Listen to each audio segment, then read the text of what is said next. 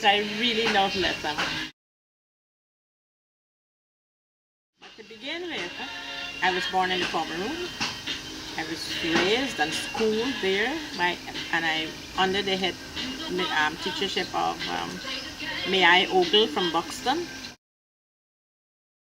So out of Buxton came pearls, not what people think of Buxton these days. Very much about Buxton, but what you read about it being the way the slaves owned Buxton, and they were very strong leaders in Buxton.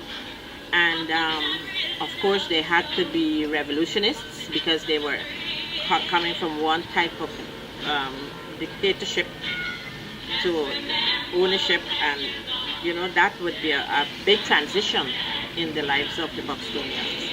So you have to hand it to them.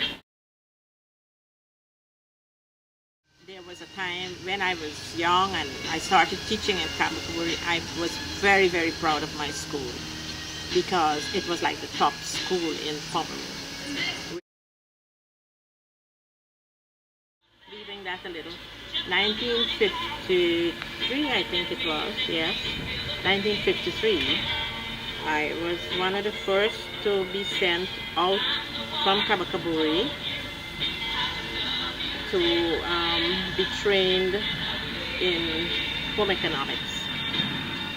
So I got my training for 2 years in home economics. But when I came back, no, that would have been 1950. And when I returned to Kabakaburi, I became a teacher. And no, as a matter of fact, I was teaching before I left. I was a young teacher.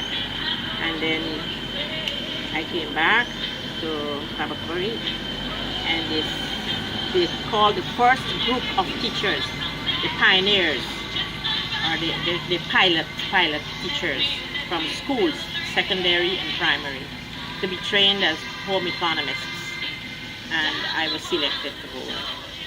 So I went for that training in 1953.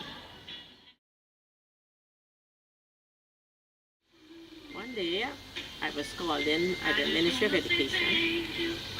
That was in 1979, and they asked me if I would be interested to go and make a study of the crops and whatever they have to offer in Rupununi, and to come and see if I can train women here in food preservation.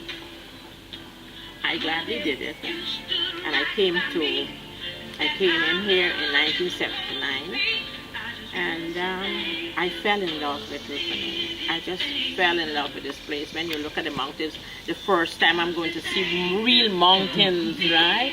I was so pleased.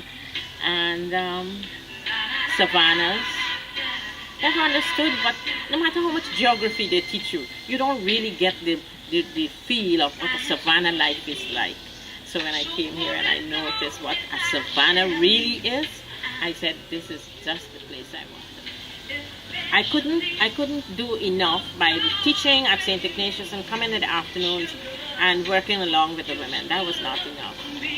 I did that for 2 years, and I realized this isn't it. So I discussed it with my education officer at the time, who was Victorine Britain, and she decided, yes, it's better you do full-time here.